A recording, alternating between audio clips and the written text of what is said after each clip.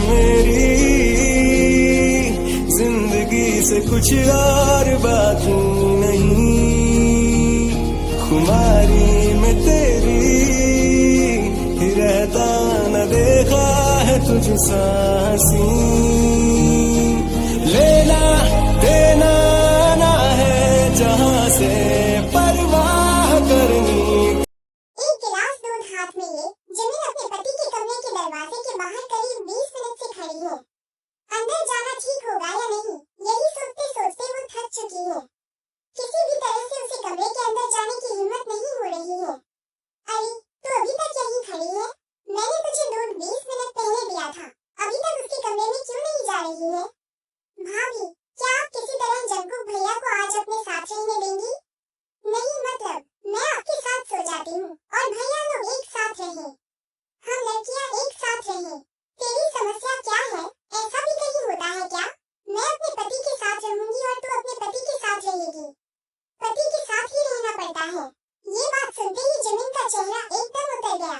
आहा, मन खराब मत कर, पुरानी बातों को भूल जा। तब तुम दोनों ही बच्चे थे, तू तो और भी छोटी थी और योगी भी कितना छोटा था, इसीलिए तब बहुत गलतफहमियां हुई। अब देखना सब ठीक हो जाएगा, तू चिंता मत कर और ये दूध का गिलास लेकर उसके कमरे में जा। देखना सब ठीक हो जाएगा। न चाहते हुए भी जमीन दूध का गिलास लेकर योगी के कमरे में जाती है। दरवाजा खोलते ही योगी का चेहरा उसे वो सारी पुरानी बातें याद आ जाती हैं। आज यूमिन की शादी है। नई दुल्हन के लिबास में कमरे के अंदर जमीन योगी का इंतजार कर रही है। वो आज बहुत खुश है क्योंकि बचपन के प्यार के साथ आखिरकार उसकी शादी हो रही है। जमीन की उम्र सिर्फ 15 साल है और योगी की 23 साल। योगी इस शादी के लिए बिल्कुल भी राजी नहीं था। उसने कभी एक छोटी बच्ची की तरफ देखा तक नहीं था। जमीन योगी के पापा के दोस्त की बेटी है।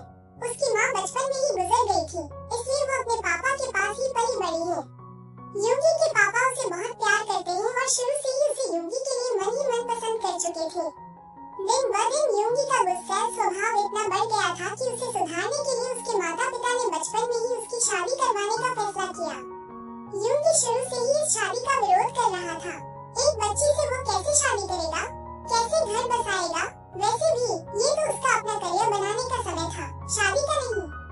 लेकिन अपने पापा के बहुत ज्यादा जोर देने पर योगी को मजबूर होकर ये शादी करनी पड़ी। बहुत ज्यादा गुस्से और नाराजगी के साथ योगी सुहागरात के कमरे में दाखिल होता है। कमरे में जमीन को देखते ही उसका गुस्सा और भी बढ़ जाता है। वो तीखी और गुस्सा नजरों से जमीन की तरफ देखता रहता है। बेचारी जमीन तो योगी के मन की बात समझ ही नहीं पाई, इसीलिए कुछ न समझते हुए उसने एक गिलास दूध योगी की तरफ बढ़ा दिया। दूध का गिलास देखते ही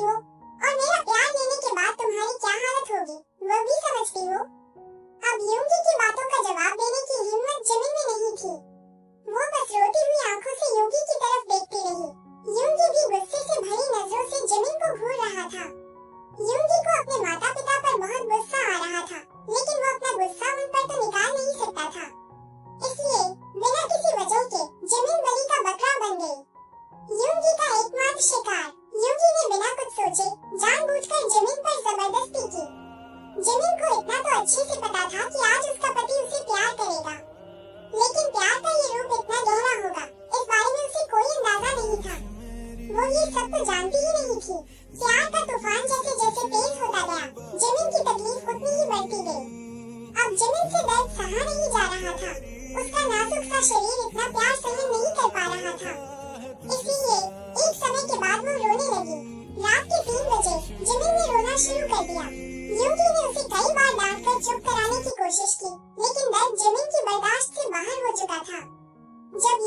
होश आया तब उसे समझ आया कि हालत बहुत ज्यादा खराब है। उसके साथ अभी ऐसा करना बिल्कुल भी ठीक नहीं था।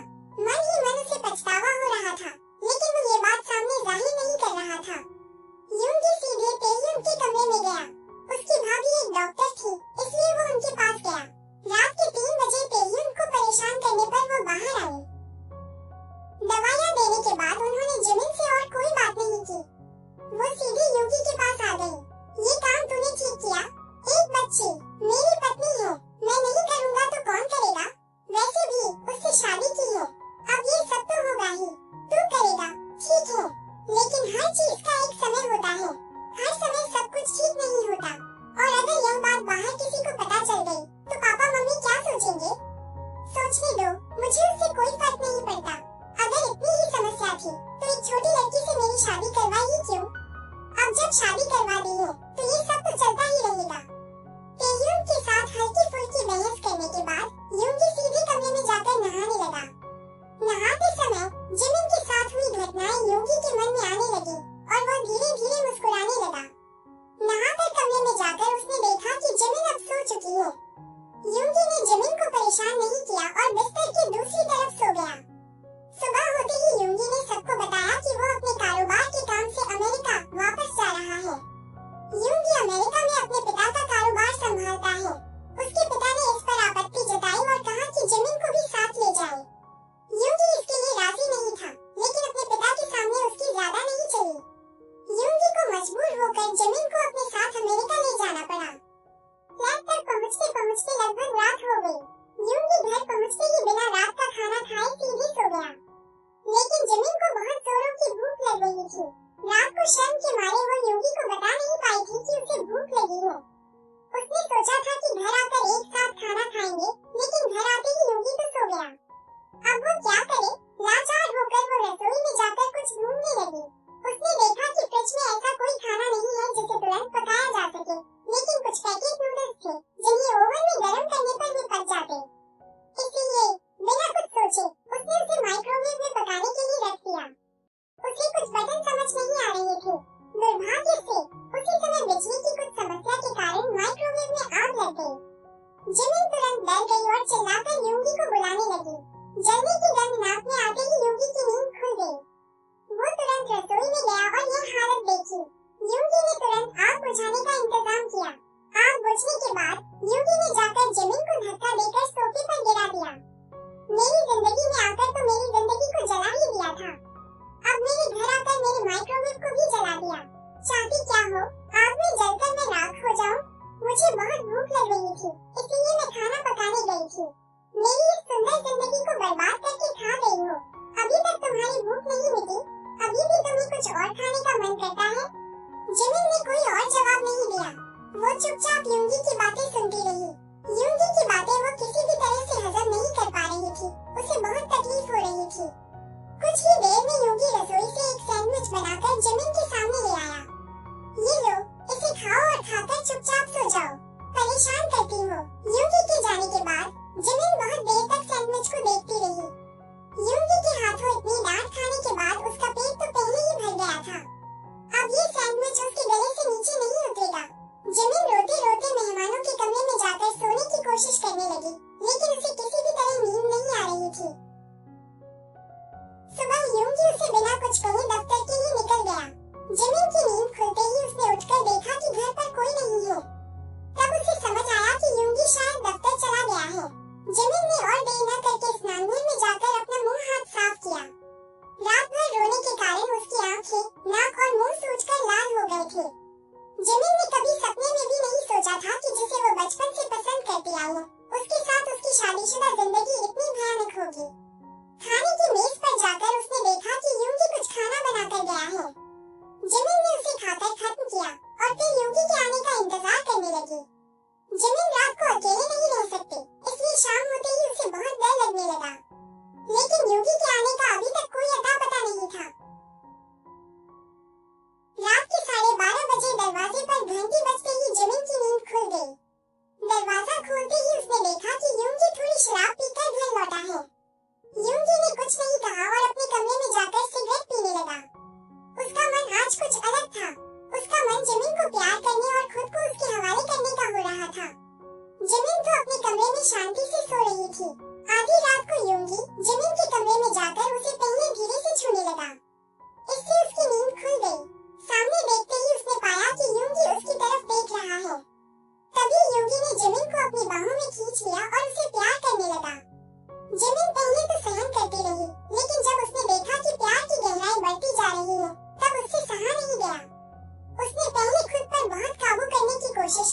लेकिन जब जबरदस्ती बढ़ने लगी तो वो उसकी सहन शक्ति से बाहर हो गई।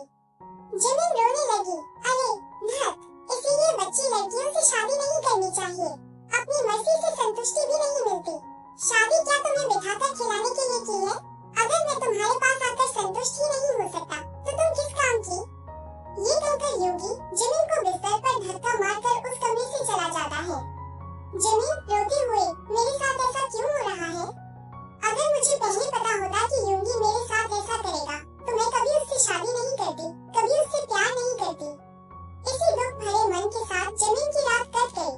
सुबह होते ही बारिश होने लगी। योगी को बारिश बहुत ज्यादा पसंद है, इसीलिए वो किसी को कुछ बताए बिना बाहर चला गया। कुछ बच्चों के साथ फुटबॉल खेलकर वो भीगे हुए ही घर वापस आया। तब जिमिन योगी के पास जाकर कहती है, मुझे अपनी कुछ चीजों की जरूरत है। हाँ, बोलो क्या चाहिए तुम्हें? ये कहते हुए जिमिन थोड़ी घबरा जाती है। उसकी घबराहट देखकर योगी समझ जाता है कि असल में समस्या क्या है। पागल हो क्या? मैंने कभी ऐसी चीजें नहीं खरीदी है और मैं दुकान पर जाकर लड़कियों की चीजें मांगूंगा? बिल्कुल नहीं, मैं ये सब कभी नहीं कर सकता। अगर आप मेरे लिए ये सब नहीं ला सकते तो मैं किसे लाने के लिए कहूँ, बताइए? तो उससे मेरा क्या? अजीब बात है, मैं तो यहाँ किसी को नहीं जानती। कहाँ जाऊँ? नहीं जानती तो क्या हुआ? आज से जानना शुरू करो। जाओ, अपनी चीजें खुद जाकर ले आओ। मुझे हुक्म मत देना। आप ये सब जानबूझकर कर रहे हैं, है ना? ताकि मैं आपसे तंग आकर खुद ही अपने मायके चली जाऊं और आप यहाँ आजादी से रह सके। समझती हो तो फिर ऐसी बेशर्मों की तरह मेरे घर पर क्यों बैठी हो? चली जाओ। क्यों जाऊं मायके? मैंने आपसे शादी की है, अपने मायके वालों से नहीं कि उनके पास जाकर पड़ी रहूं। तो फिर शिकायत क्यों कर रही हो? बैठी रहो बेशर्मों की तरह, परेशान करती हो। बातचीत के बीच ही दरवाजे पर घंटी बजती है। योगी जाकर दरवाजा खोलता है तो देखता है कि उसका एक दोस्त घर आया है। अरे, तू अचानक मेरे घर? बताकर तो आता। अरे, चुपके चुपके शादी कर ली, इसीलिए देखने आया कि भाभी के साथ तेरे दिन कैसे कट रहे हैं। दिन क्या, पहले भी खराब चलते थे और अब तो शादी के बाद लगता है जैसे नरक हो गए हैं। वैसे ये मेरी पत्नी है और जिमिन ये मेरा सबसे अच्छा दोस्त सुबिन। जिमिन मुस्कुराकर सुबिन को कुछ कहने ही वाली थी कि सुबिन बोल पड़ा, हे, ये बच्ची तेरी पत्नी है? हाय रे योगी, तेरी क्या किस्मत है। तू कितनी सुंदर सुंदर लड़कियों को देखकर हंसता था और कितनी सुंदर लड़कियां तेरी तरफ देखती रहती थी और आखिर में एक बच्ची ने तुझे चुरा लिया। सुबिन की बात सुनकर जिमिन को बहुत अपमान महसूस हुआ, इसलिए उसने योगी की तरफ देखा। अरे क्या कहूँ यार, उन लड़कियों से भी ज्यादा चालाक होती हैं ये गांव की लड़कियाँ। समझता नहीं है क्या? इसीलिए तो मुझे चुरा लिया इसने। योगी की बात सुनकर जिमिन का दिल बिल्कुल टूट गया। अब वो किसी भी तरह उनके सामने खड़ी नहीं रह पा रही थी, इसलिए वो रसोई में जाकर सिसक सिसक कर रोने लगी खुद से। आप मुझे हमेशा डांटते हैं, मुझे कोई आपत्ति नहीं है, लेकिन सबके सामने आपने मुझे छोटा क्यों महसूस कराया? क्या मैं इतनी बुरी हूँ? कई दिनों से जिमिन बस रोए जा रही थी, जिसकी वजह से उसके सिर में हर समय दर्द रहता था। इसलिए उसने सोचा कि नहाकर थोड़ी देर सो लिया जाए। वो योगी के कमरे में तौलिया लेने गई तो अलमारी के ऊपर रखा एक पानी का गिलास फिसलकर एक फाइल पर गिर गया। तुरंत सारे कागज भीग गए। जिमिन ने थोड़ा ध्यान से देखा तो वे कारोबार के कुछ जरूरी कागजात थे। ये मैंने क्या कर दिया? अब तो वो मुझे कच्चा चबा जाएंगे। ये क्या किया तुमने? आंखें क्या जेब में रखकर चलती हो? योगी उसे और कुछ कहने ही वाला था कि तभी उसने ध्यान दिया कि डर के मारे जिमिन के हाथ पैर कांप रहे हैं।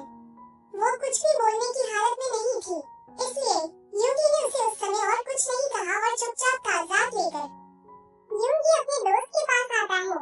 क्या हुआ यार, मुंह क्यों लटका रखा है? मूड खराब है क्या?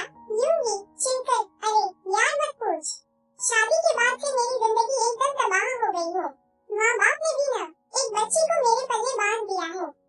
लोग कहते हैं शादी के बाद सुकून मिलता है, मुझे तो असंता छोटी ही के सिवा कुछ नहीं मिल रहा। ऐसा क्यों बोल रहा है? बच्ची है, शायद ससुराल में एडजस्ट करने में उसे मुश्किल हो रही होगी। उसे मायके भेज दे। अरे वो बेशर्म लड़की, तुझे पता नहीं कितनी बड़ी बेशर्म है। गोंद की तरह मुझसे चिपकी रहती हो। मायके जाने को कहता हूँ तो भी नहीं जाती। मेरी आजादी की तो उसने 12 बजा रखी है यहाँ। दरवाजे के उस पार खड़ी जिमिन योगी की सारी बातें सुन लेती है। उसकी आंखों से आंसू बहने लगते हैं। जिमिन रोते हुए, धीरे से, मैंने तुम्हारी आजादी की 12 कब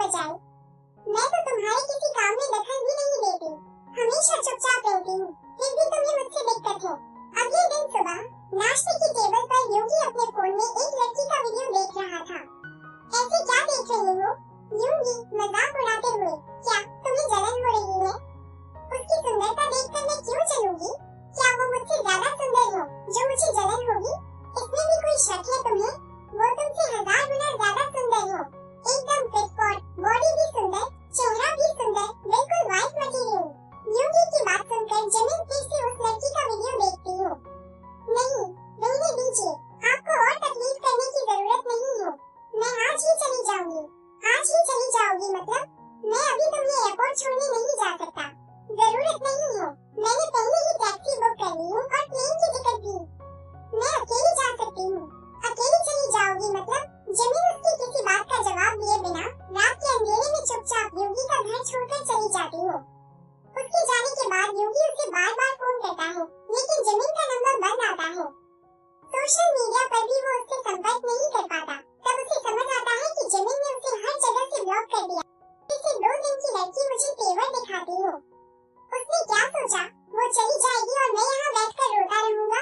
उसके लिए, एक बच्ची के लिए, उसे तो पकड़कर एक थप्पड़ लगाना चाहिए। बदतमीज लड़की, पति की इज्जत करना नहीं जानती। मैं उसे वापस नहीं लाऊंगा। देखता हूँ वो क्या करती हो। भले ही वो ऊपर से गुस्सा दिखा रहा था, लेकिन अंदर से योगी को घर खाली खाली लग रहा था। अगले दिन सुबह वो अपने दोस्त को फोन करता है। अब क्यों पूछ रहा है? बीवी के जाने के बाद उसकी कीमत समझ आ रही है? तो मुझे ऐसे ताने क्यों मार रहा है? उसके जाने से तो अच्छा ही हुआ है। तुम लोग क्या सोचते हो, मैं उसके जाने से रो रहा हूँ? अच्छा ही हुआ वो चली गई। अब मैं आजादी से जी सकूंगा। हाँ, आजाद हो गया है ना, तो अपनी जिंदगी एंजॉय कर। आज के बाद जमीन के बारे में पूछने के लिए मुझे फोन मत करना। कॉल काट देता है। समझ नहीं आ रहा, सब लोग मुझसे गुस्सा क्यों है? जैसे जैसे वक्त बीतता है, योगी को अपनी गलती का एहसास होने लगता है। उसे लगता है कि उसने जमीन के साथ बहुत गलत किया। अपनी बीवी को इस तरह नजरअंदाज करना ठीक नहीं था।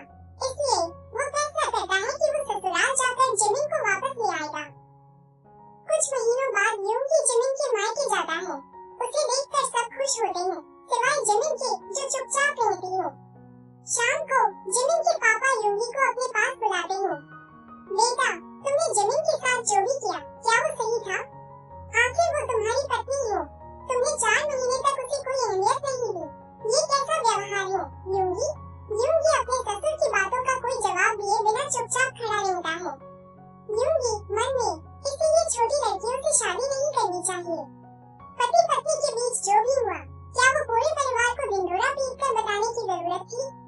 इसे तो मैं बाद में देख लूंगा। रात को योगी और जमीन अपने कमरे में जाते हैं। कमरे में घुसते ही योगी जमीन का हाथ पकड़कर उसे दीवार से सटा देता है। योगी गुस्से में, पति पत्नी के बीच गुस्सा, प्यार, रोमांस सब होता है। तुम हर बात परिवार वालों को बताती फिरोगी? तुम्हारे अंदर इतना भी कॉमन सेंस नहीं है? जमीन, दर्द से मेरा हाथ छोड़ो, मुझे दर्द हो रहा है। ये दर्द तो कुछ भी नहीं है। आज मैं तुम्हें ऐसा सबक सिखाऊंगा कि तुम जिंदगी भर याद रखोगी कि पति पत्नी की बातें परिवार को बताने की सजा क्या होती है। योगी जमीन के बहुत करीब आ जाता है। उसके इस रूप से जमीन इतना डर जाती है कि उसकी तबीयत बिगड़ने लगती है और वो बेहोश हो जाती है। जमीन की हालत देखकर योगी घबरा जाता है और तुरंत डॉक्टर को बुलाता है। डॉक्टर जमीन को देखकर दवाइयाँ देकर और योगी को एक गुस्से वाली नजर से देखकर चला जाता है। योगी बालकनी में खड़ा होकर एक के बाद एक सिगरेट पी रहा था। जमीन पर चिल्लाते हुए, मैं पहले से ही जानता था, एक छोटी लड़की से शादी करने पर ऐसी ही मुश्किलें आएंगी। न शांति से कुछ कह सकते हो, न कुछ कर सकते हो। इसीलिए मैं तुमसे शादी नहीं करना चाहता था। जमीन कुछ नहीं कहती, बस चुपचाप आंसू बहाती रहती हो। योगी चीख कर, ओह, ये आंसू मुझसे बर्दाश्त नहीं होते। अभी के अभी ये रोना बंद करो।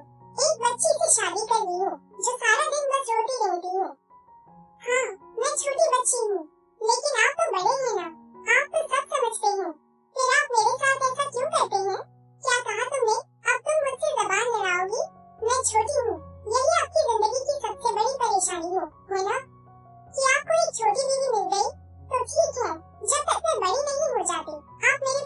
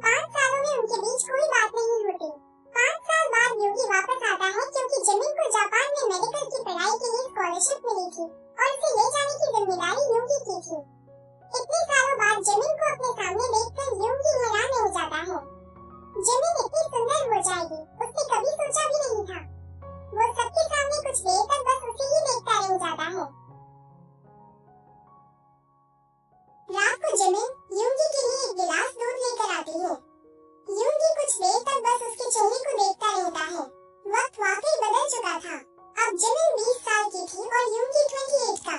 दूध पीकर कल तुम्हें लेकर जाना है। सब कुछ पैक कर लिया है तुमने? हाँ, सब पैक कर लिया है। ठीक है, अगर कुछ चाहिए हो तो मुझे बताना, मैं ले आऊंगा। जिमिन ताना मारते हुए, नहीं, जरूरत नहीं है। इतने साल मैंने अपना काम खुद किया है और अब भी कर सकती हूँ। भगवान ने मुझे 2 हाथ और 2 पैर दिए हैं, वही काफी है। अगले दिन वो जापान चले जाते हैं। घर पहुंचने के बाद भी दोनों में कोई बात नहीं होती। उनके बीच की इस चुप्पी को तोड़ने के लिए यूगी ही पहल करता है। तो कैसे चल रहे हैं तुम्हारे दिन? मेरा मतलब है, इतने दिनों में कोई दोस्त वगैरह बनाए? हाँ, है, दोस्त भी है और सहेलियां भी। कल से उनके साथ मेरी पहली क्लास शुरू होगी। वो लोग भी जापान आ गए हैं।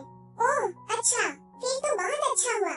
जिमिन मुस्कुराकर, हाँ, और आपके दिन कैसे कट रहे थे?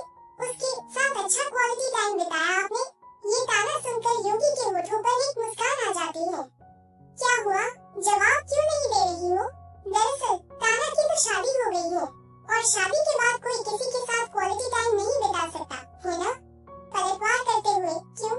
आपकी भी तो शादी हो गई थी, फिर भी आप अपनी बीवी के सामने दूसरी औरतों की तारीफ करते थे।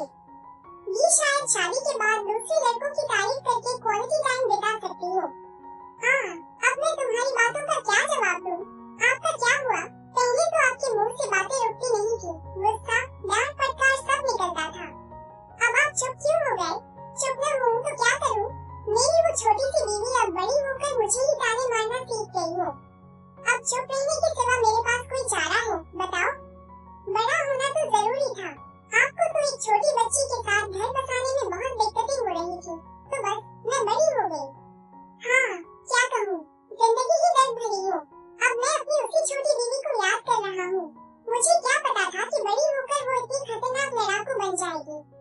यूंगी, एक कहावत है ना, जैसे को तैसा। आप शैतान थे तो मुझे भी शैतान बनना पड़ा। अब मैं क्या कर सकती हूँ? जिमिन, अच्छा, ठीक है, ये सब बातें छोड़ो, बहुत रात हो गई है, चलो सो जाते हैं। जिमिन बिस्तर के एक कोने में जाकर सो जाती है। यूंगी भी उसके बगल में आकर लेट जाता है। अचानक दोनों के हाथ एक दूसरे को छू जाते हैं और दोनों के शरीर में एक सिमरन दौड़ जाती है। यूंगी खुद पर काबू नहीं रख पाता और जिमिन का हाथ पकड़ लेता है। मुझे नींद आ रही है, मैं सो रही हूँ, अपना हाथ छुड़ा लेती हूँ। यूंगी मन में, शिट, आज के लिए तो तुम्हें माफ कर रहा हूँ, लेकिन कल मैं तुम्हें नहीं छोड़ूंगा। सुबह यूंगी नहाकर सिर्फ एक तौलिया लपेटे हुए बाहर निकलता है और देखता है कि जिमिन मेडिकल कॉलेज जाने के लिए तैयार हो रही है। अचानक जिमिन का पैर फिसलता है और वो सीधा यूंगी की बाहों में आ गिरती है। यूंगी के नंगे बदन का स्पर्श जिमिन को कपा देता है। यूंगी बहुत देर तक जिमिन की आंखों में देखता रहता है, फिर धीरे धीरे वो उसके होठों के करीब जाने लगता है। इस बार जिमिन उसे रोकती नहीं है। यूंगी बहुत धीरे से उसे किस करने लगता है। कुछ देर बाद जिमिन भी उसे किस बैक करने लगती है। यूंगी उसे अपनी गोद में उठाकर बिस्तर की ओर ले जाने लगता है। जिमिन हाँफते हुए, मुझे कॉलेज जाना है, सिर्फ 5 मिनट बचे हैं। ये सुनने के बाद भी यूंगी नहीं रुकता और जिमिन की गर्दन पर किस करने लगता है। जिमिन को पूरे शरीर में गुदगुदी होने लगती है, लेकिन यूंगी रुकने का नाम ही नहीं ले रहा था। प्लीज, प्लीज, आज देर हो जाएगी। यूंगी कुछ नहीं कहता और जिमिन को गाड़ी से उसके कॉलेज छोड़ आता है। जिमिन को कॉलेज छोड़कर आते वक्त यूंगी देखता है कि वो एक लड़के से बहुत हंस कर बातें कर रही है। ये देखकर यूंगी को बहुत ज्यादा गुस्सा आता है और उसका खून खौलने लगता है। यूंगी मन में गुस्से से दूसरों की बीवी पर हंस कर बात करने की क्या जरूरत है। साले की आंखों में जरा भी शर्म नहीं है और जिमिन को भी मैंने ज्यादा ही छूट दे दी है। गलती मेरी ही है, अगर बचपन से ही उसे काबू में रखता तो आज उसकी हिम्मत नहीं होती कि वो ऐसे लड़कों से हंस कर बात करे। जिमिन को पता ही नहीं था कि यूंगी उसे देख रहा है। वो अपनी ही बातों में मग्न थी। उसे क्या पता था कि यूंगी का गुस्सा 7वें आसमान पर पहुंच चुका है। यूंगी का सब्र का बांध टूट जाता है और वो सीधा उनके सामने चला जाता है। सबके सामने जाकर वो जिमिन को होठों पर किस कर देता है। जिमिन हैरान रह जाती है, लेकिन सबके सामने कुछ नहीं कहती। जिमिन दोस्तों से, ये सब मेरे दोस्त हैं। यूंगी जिमिन के दोस्त को घूरते हुए, हाँ समझ गया, सब दोस्त हैं, लेकिन क्या करूँ, तुम्हारी चिंता होती है। लोगों की नियत का कोई भरोसा नहीं है, समझी? भाई साहब कुछ गलत मत समझिए, लेकिन क्या आप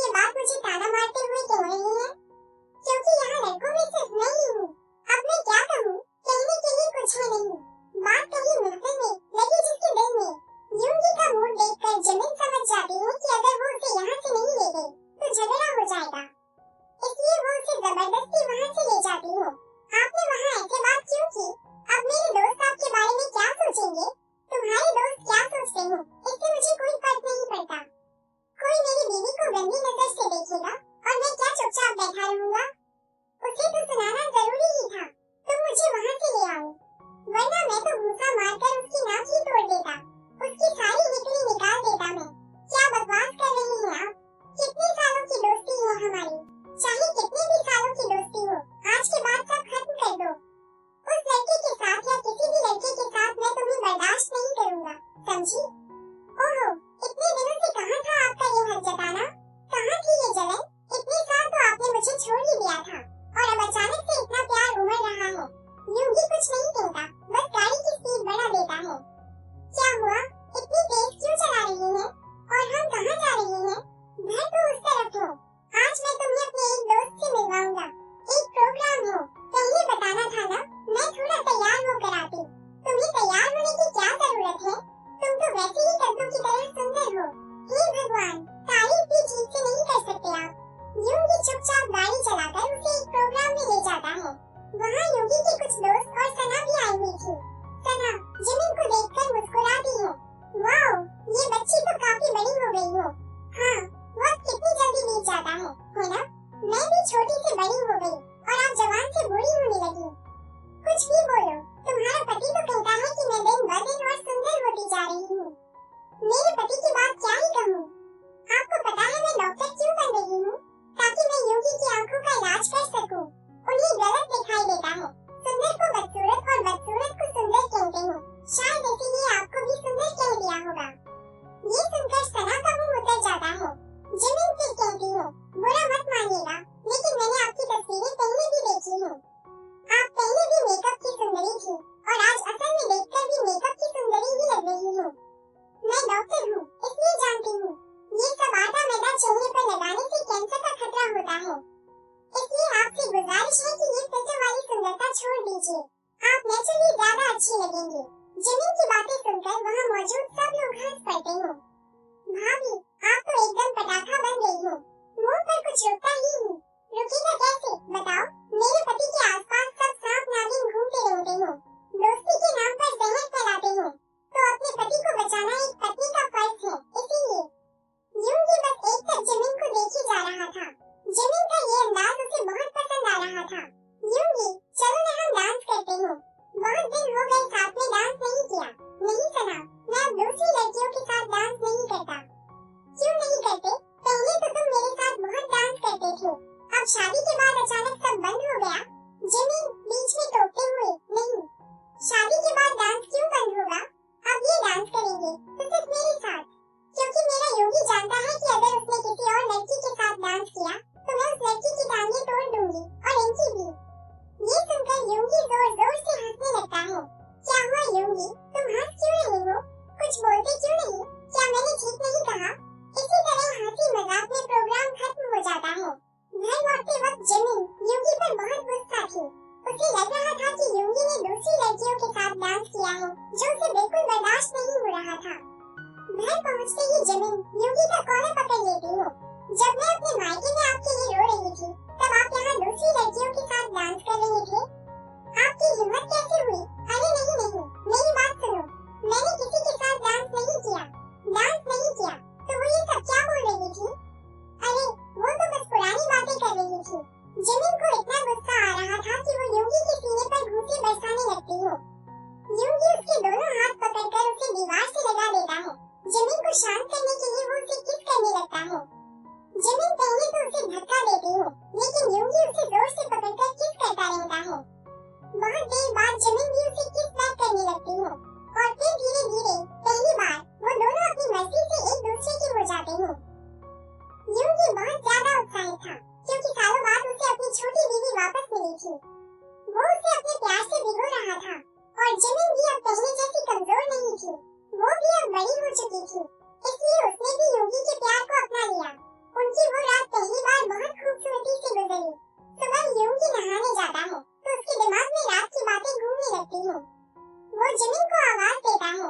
जिमिन जैसे ही तौलिया लेकर आती है, योगी उसे खींचकर शॉवर के नीचे ले आता है और उसके साथ फिर से शरारतें करने लगता है। दिन बीतते गए और उनके बीच की सालों की दूरियां मिटने लगी। अब योगी जिमिन को कभी नजरअंदाज नहीं करता, बल्कि अब जिमिन ही उसे बातों बातों में ताने मारती है, डांटती है और उस पर हुक्म चलाती है।